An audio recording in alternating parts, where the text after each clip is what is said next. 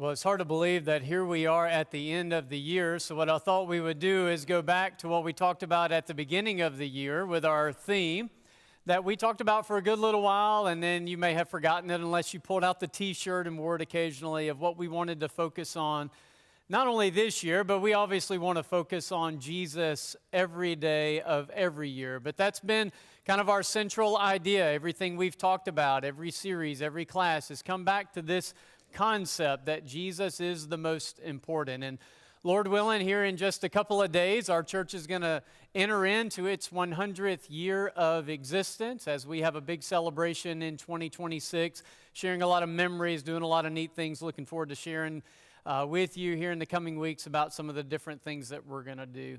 But today I thought it would be good to wrap up our year where we started in remembering what is most important. So we live in probably the most technologically advanced age ever, and not just advanced, but how fast technology has changed. You just think about those of you that have some years behind you, what life was like just 20 years ago. The things that you couldn't do then that you can do now. The way that all of us have changed simple habits, the things we carry around in our pockets or bags almost every moment of every day. Carrying around these supercomputers that they say have more power in them than powered the people that went to the moon back in the late 60s. And then you think about watches that can do things that they dreamed about on Star Trek, and even more so how they can tell your heart rate and figure out your sleep patterns and your stress and all of that. And then you think about AI and how much artificial intelligence has really invaded our lives pretty significantly, and all the things that you can do, not only from writing an email better, changing the language that you use in your text messages to British or to another language on the spot, or even how they're using it in the medical field of reading x-rays and coming up with diagnoses that are even more accurate. It's amazing how much things have changed over even just the last 2 decades. And while it's been good, there have been some unintended consequences, right? Social media promised to make us more social and connect us, but it necessarily hasn't delivered on that promise, has it? Because when you go to the restaurants, when you sit in your house, when you ride in your car, do you feel more connected with those that are around you because of social media? A lot of times we don't.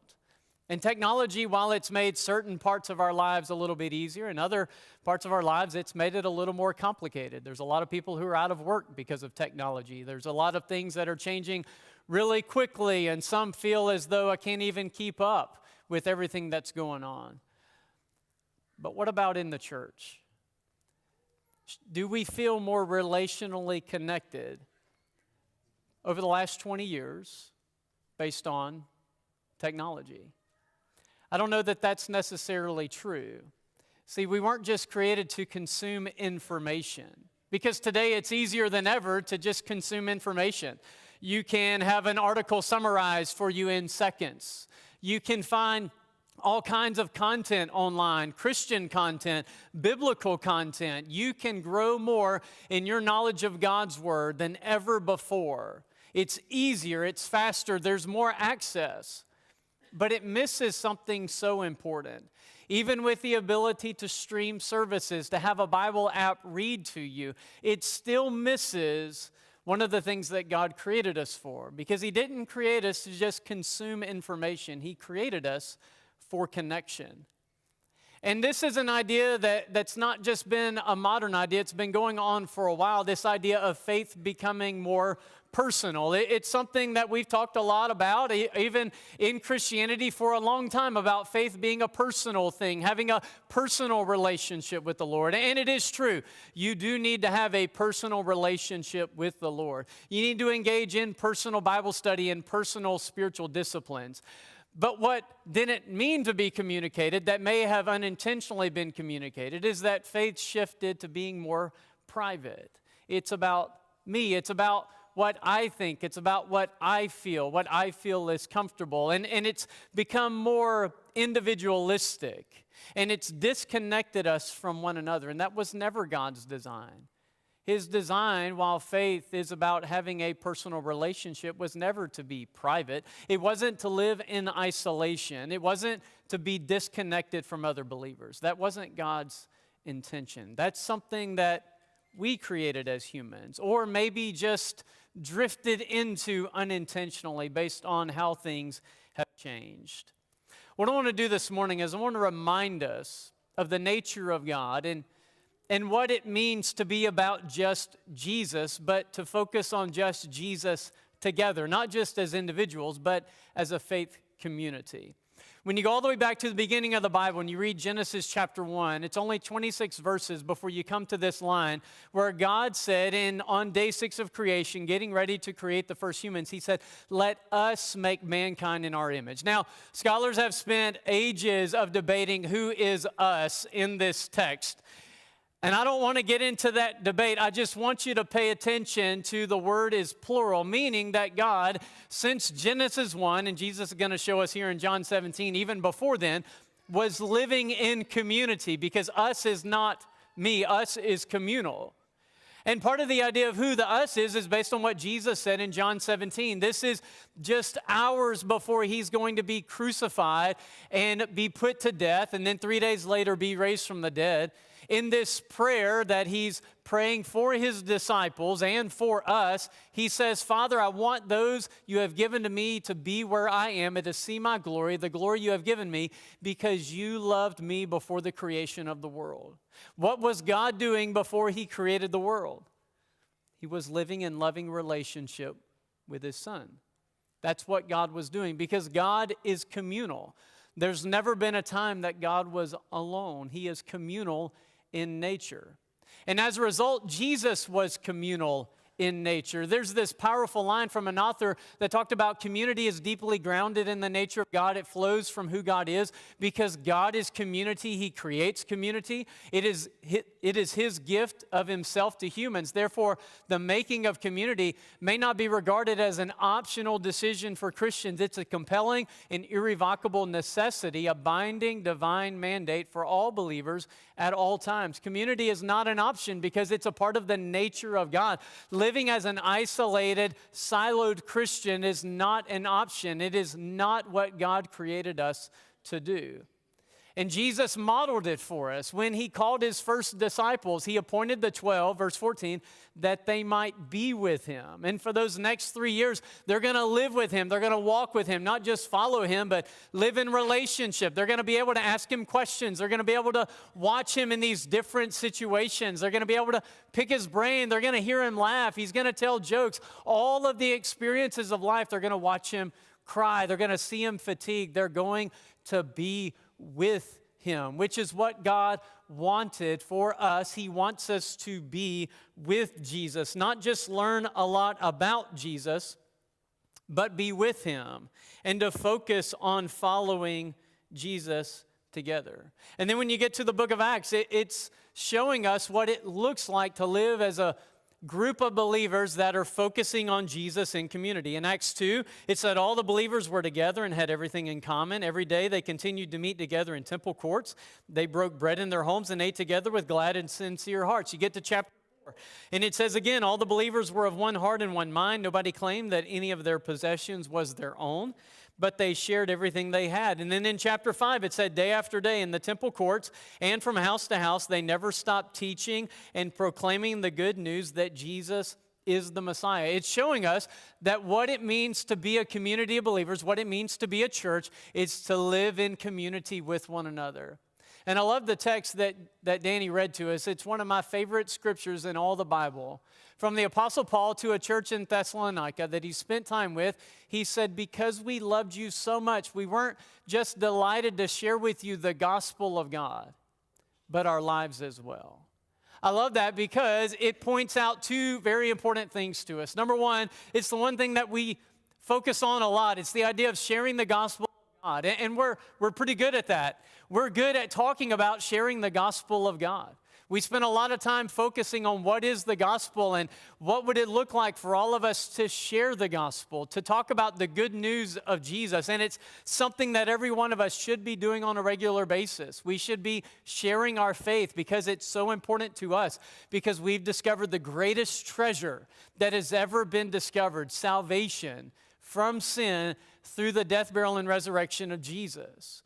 That should be something that we share because it is good news. And we're good with that idea. When we think about it, we're really good with that idea. We're good with attending. We're good with hearing lessons and classes and reading articles about the gospel. We're good at that. It's the next part that starts to get a little uncomfortable for some people. It's the concept of sharing lives. Because there's this part of private faith that can be appealing. Because when faith is private, I don't really have to deal with all your junk. I mean, no offense, right? But you don't have to deal with all my junk either, do you? When faith is private, I don't have to worry about accountability. I don't have to be concerned about vulnerability. When faith is private, I have no concern about being hurt or trust broken. When faith is private, I'm never concerned about anybody letting me down. But that comes at a cost. And the cost, among other things, one of the greatest, is what do you do when life hands you a burden that's too heavy to bear? That's the greatest cost. And at that point, what you may experience, or maybe you have in the past, is that it crushes your faith. Not because God gave you something you couldn't carry, because He never breaks His promises. It's He gave you something that you couldn't carry alone, and He never intended for you to carry it alone. He gave you a community of believers. It's why Jesus said He would build His church, not a building. He would build a people, a gathering. A word that comes from a Greek term, ekklesia, that means an assembly. And what it teaches us is that faith was never to be private. Yes, it's personal, but not private. And so because of that, we need to learn to share our lives together. Because God didn't design the church to be a crowd. He designed it to be a community. A place where faith is visible, where needs are noticed, where encouragement is constant, where life is shared not perfectly, but shared honestly. And that kind of community doesn't happen by accident, and it certainly doesn't happen when we're at a distance. So if faith is personal but not meant to be private, then community is just as essential as oxygen is to every one of us. Now, for the last year, really a little longer than a year, I think you could say more like 2 to 2.5 years, our leadership at our church has been involved in an ongoing conversation, especially for the last year, to address some of the needs that we're experiencing as a church. I don't know if you know, we've been experiencing some growing pains.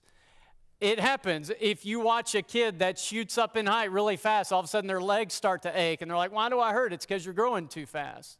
With growth comes some pains. It's just a part of it. It's not bad. It's just the byproduct of growth. The alternative is not growing, and that's not a good situation to be in either.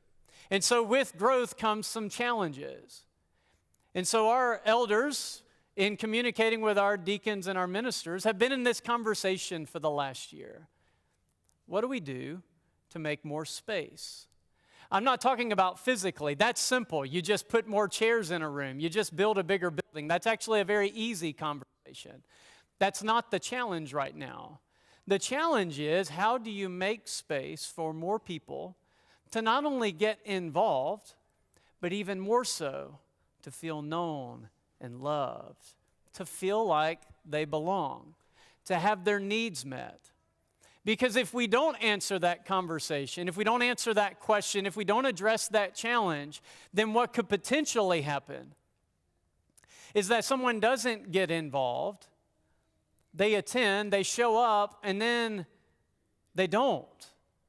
And they're gone for a week or 2 or 3, and before anyone notices, it's been some time, and then they don't feel cared for. And that wasn't the case. They were cared for. It's just hard to notice every person in a crowd of a couple hundred of who's been gone for a week or 2.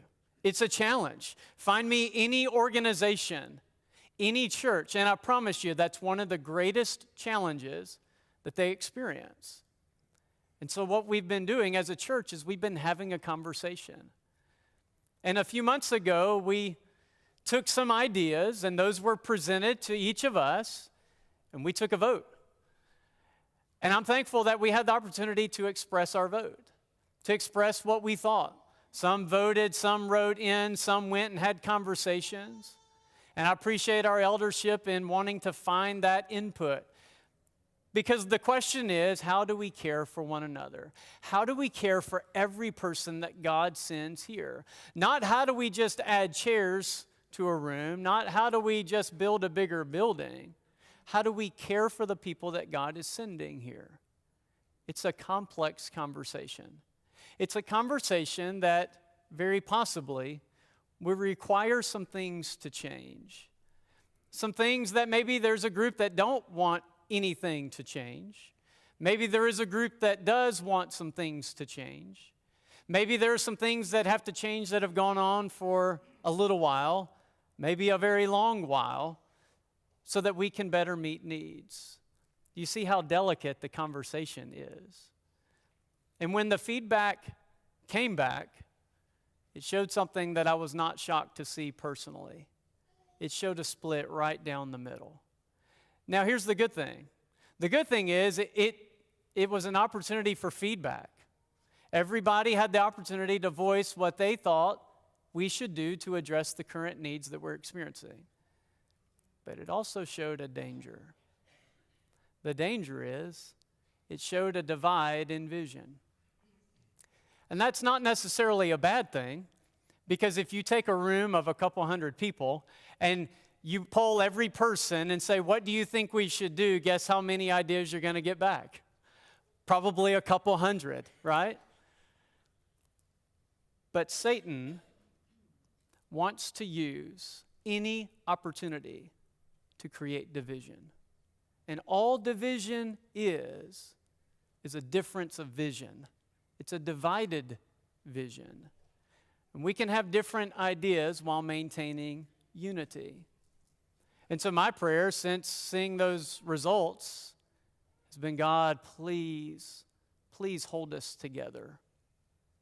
Please hold us together, because we have an enemy who wants to just get in and drive a wedge. He wants to split any body of believers as quickly as he can, to destroy the sharing of the gospel and to hurt the heart of God. It's what he's after. So I hope you'll be praying about that as well. Well, a couple of weeks ago, our elders stood up and they presented a vision of some things that we're going to try for the next couple of months to address this idea: how can the church not just be a crowd, but how can the church be a community? How can we meet the needs of every person?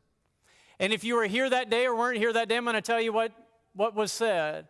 Starting on January the 11th, we're going to begin a trial period of a small group ministry. It's pretty new for our church. Maybe you've had experience in the past at a previous church you worship with small groups. Maybe you haven't.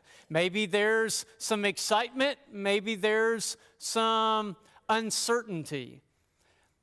So they said for 3 months, we're going to give them a shot, see how it goes. But then after that 3-month period, then we're going to move to the other option. Remember I told you, it was basically split almost down the middle. And for the next 3 months, we're going to spend on that other option. The other option is a mixture of some services here at the building on a couple of Sunday nights a month with an additional Sunday off to encourage people to get together. Here's what I want to encourage you to do. Number one, I want to challenge you to be involved in whatever is going on.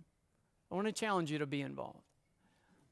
Not because I necessarily think you're a worse Christian for not being involved. I don't think that's the case personally. But I think it comes at a cost. I think it comes at a cost of that potential situation of not living in community and facing a burden too heavy to carry on your own. God created the church to be a community, not just a crowd. Not just to share the gospel, but to share our lives. And our worship gatherings inspire us, but it's our community, our time together as believers, that really shape us. And both are incredibly important. And so I want to encourage you to be involved in everything that's going on as much as you possibly can. And I also want to say this. If your preference was one or the other, I want to encourage you to be involved in both, to give both a shot. If you said, I want small groups, I don't want the other, then be involved in small groups and be involved in the other for the sake of unity.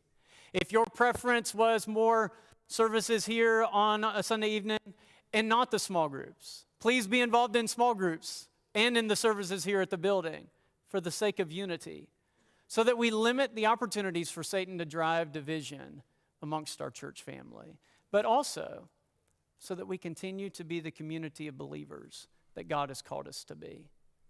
And when that trial period runs, let's pray for our leadership to make wise decisions for the future of our church so that we can better care for one another, so that we know when someone is going through something, so that you walk in and not just fill a seat in a crowded building, but you feel connected to a body of believers.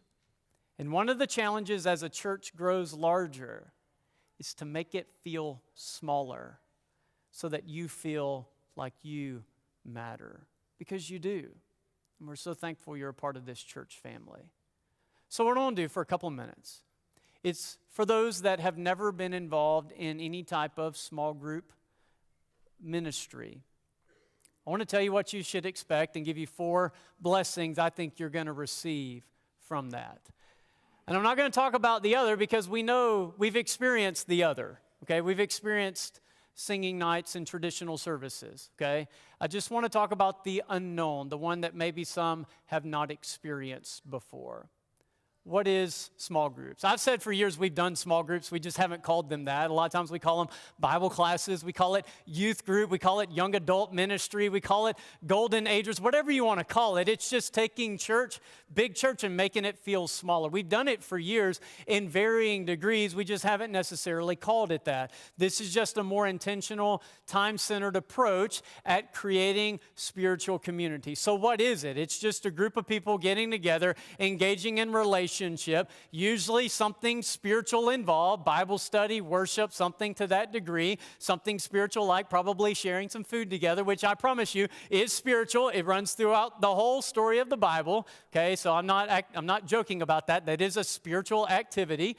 And so it's just Christians getting together to engage in Christian, spiritual, biblically based community. That's what it is in its simplest description. Now, to describe it exactly, well, I can't do that because I can't tell you exactly what every group is going to look like. Every group's going to look a little different. And the goal is to meet the needs of every person in this church family. That's the goal. Will we be 100% successful? Probably not, because we're not perfect. We just want to be faithful. But the goal is to do everything that we can to meet every need of every person that's here. So there's one group that's going to meet here at the buildings, most likely on Sunday evenings, if that's the time that works out best for that group. And it'll be a discussion-based group, and it'll be for those that want to gather here.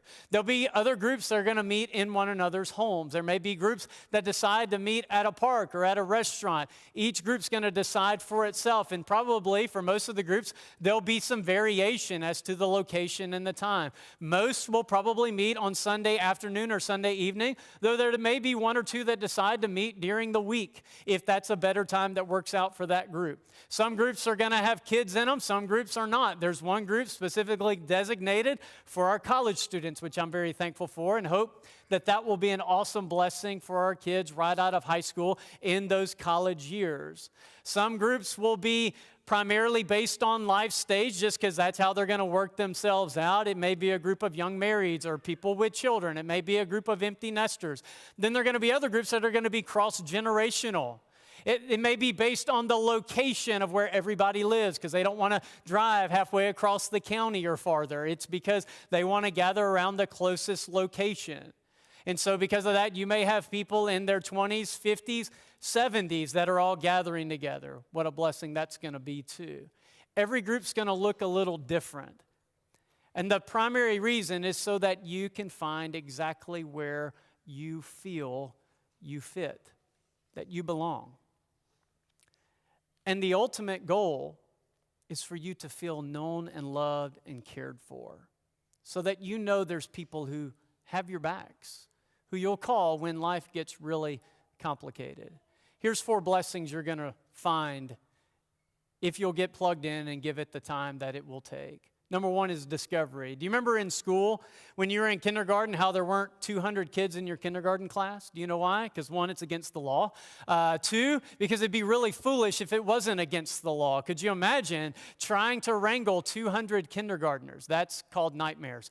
Could you imagine trying to teach or just learn as a kindergartner with just 45 kids in your class? How are you supposed to learn at one of the most critical ages? How will you learn everything you need to know in life in kindergarten? You remember that book? If you had too many kids in your kindergarten class. And so we learned years ago that we needed to cap the size of certain groups so that more discovery can take place for that kind of interaction that is needed. It's why if you went to college and you sat in a class with 300 people, you probably didn't feel the deepest connection to the professor as the class you took that only had 7 or 8, if you were blessed to do that. It's because discovery happens when you shrink the size of a group. And we all have different questions. We all have different places in our spiritual lives that we're all trying to discover, God, what's my next step of faith? God, what are you trying to show me? What are you trying to teach us? And discovery happens. It can happen in large gatherings. It happens even more effectively when you shrink the size of the gathering. So discovery will happen. 2 is depth. Because when you are sitting in a larger group of people, it's hard to feel the depth of relationship. The larger a group gets, the less it feels like community.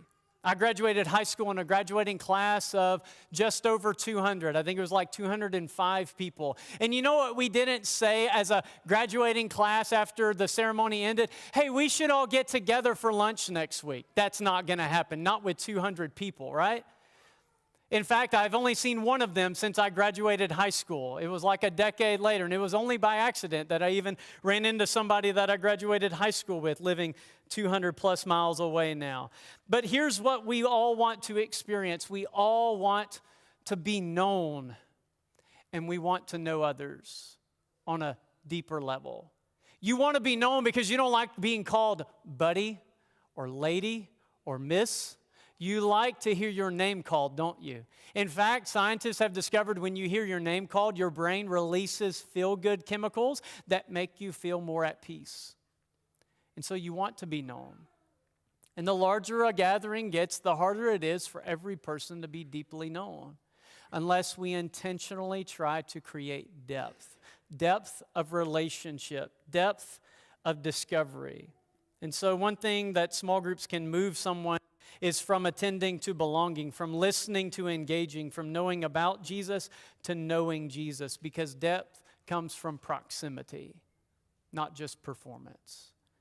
Here's the third one. You'll find accountability. No, I'm not talking about behavior police. I'm talking about a group of people that is watching out for you. Have you ever been away from work and you didn't call in? How long before somebody called you and said, hey, where are you at? Now, their reason for doing that was probably for productivity, probably because you were getting paid or you weren't going to get paid, or all of a sudden somebody else had to step in and do your job. But they called you virtually immediately because you had some type of direct supervisor, somebody that you worked right beside who wanted to know where you were. But have you ever been in a church and you weren't necessarily the most plugged in, and you were out for a couple of weeks, maybe you were traveling, maybe you were sick, whatever, and the phone didn't ring. And then the mind got to turning. Do they even know me? Do they care for me? Would they care if I was gone? Let me try it another week and see. Do you know how many weeks it takes for someone to be gone and not be reached out to for them to feel unloved? It's only 2. It's only 2 weeks. That's it. How do you keep in check with a couple hundred people before it gets to 2 weeks so they don't feel unloved. Our elders have an impossible task unless we find better ways to care for people. To call and say, just check and make sure you're okay. Is everything okay? Not a guilting, why weren't you at church? Just to check in. Hey, you all right? Yeah, we were out of town. Or hey, I was sick. Do you need something? Can I bring you some food? But when you've got a group of people that you're committed with, that you're regularly engaging in relationship, it only takes 1 week for them to see that you're gone. And you never have to feel that feeling of being unloved. Not that you weren't loved, you just felt the feeling because of the breakdown in the system. And so we want to help one another be accountable because drifting starts slow. That's why we call it drifting. Otherwise, we would call it speeding. It's just a drift. And it starts with a week or 2 or 3. And we want to help keep one another close to the heart of the Lord and to this body of believers. Here's the last one, and I saved it for last because it's probably the one we like the least, but it's trust. Another word could be vulnerability. What do you do when your heart's feeling heavy? What do you do when you're dealing with some serious stuff? Where do you turn to? Most people will never come forward during an invitation song. We already know that. We experience it on a yearly basis. And I have a feeling that as we go through the year, it's not just a handful of people that are going through stuff. I have a feeling the vast majority of us are going through stuff on a regular basis. So what do you do when your heart's feeling heavy? Where do you turn to? You need to turn to the church. You need to turn to a safe space that you don't have to pretend, where you're safe to tell the truth, where you can ask for prayer safely. Now, don't get me wrong, I would love for our gathering to feel like that safe space for everybody.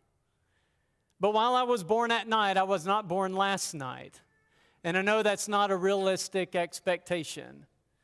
Partly because there are some people who would not do that for personality reasons. That's your deepest, darkest fear. And it will keep you from walking those steps. For others, it's an issue of, do I feel comfortable with that group of people sharing what's going on in my life? And vulnerability is risky, but going home with burdens without sharing them is a dangerous thing to do. Because you might be going back to the very place Satan wants you to go to be crushed under the very burden he placed on your shoulders. Where do you turn to? Isolation is dangerous. Being involved in some type of group or ministry provides the avenue to build that trust, to be able to get to the point to say, hey, I need some prayers. I've got some things going on in my life, and I need you guys to pray for me. That takes a lot of trust. Trust is like a bank account. If you deposit more than you withdraw, that account grows. If you withdraw more than you deposit, that account shrinks. And trust is just simply an account where other people deposit in you by showing up and being there for you and encouraging you into your trust account to where you get to the point that you say, hey, I need to trust you with this. And what a blessing that is. And our goal in this ministry is to provide a space where when you're at that point, you can speak up. And do so in a way that you're trusting the people that are there to lift you up when you're feeling down, to carry what you can't carry alone, to be a people that you can lean on when life is really working on you. I'll leave you with this quote in one more verse. Francis Schaeffer wrote, "Our relationship with each other is the criterion the world uses to judge whether our message is truthful. Christian community is the final apologetic." And he's absolutely right. Why did the first century church grow so rapidly? It's because people found a community that was different, that was focused on Jesus, just Jesus. They felt loved and known. They were able to serve others. They were able to become a part of a mission that was greater than themselves. They understood that what they were a part of was not just impacting this life, but it was eternal. They were a part of the greatest story that had ever been told, and it was still being told in their time. They understood something we've got to rediscover, that being a Christian is the greatest thing in the world. That being a part of the church that Jesus built is the greatest blessing that God could have given to us. That He didn't just save us from our sin, but He saved us to a body of believers. He added us to something at the same time He called us out of something. He called us out of the kingdom of darkness into the kingdom of light. And He invites us into community so that we can find strength and encouragement and hope, so that we can become family. So that regardless of how large the church grows, it feels like home because you have a people that are surrounding you. Jesus said in John 13 that by our love for one another, people will know whether or not we are His disciples. My question for us as we close, and this is more of a church-wide question, is when people see our love, is their first response, man, those people are about Jesus? I hope so. I pray so. But it starts with you and I individually, engaging in community so that we can be the people that God has called us to be. Whatever this coming year brings, through the ups and the downs, the one thing that will hold us together is Jesus, just Jesus.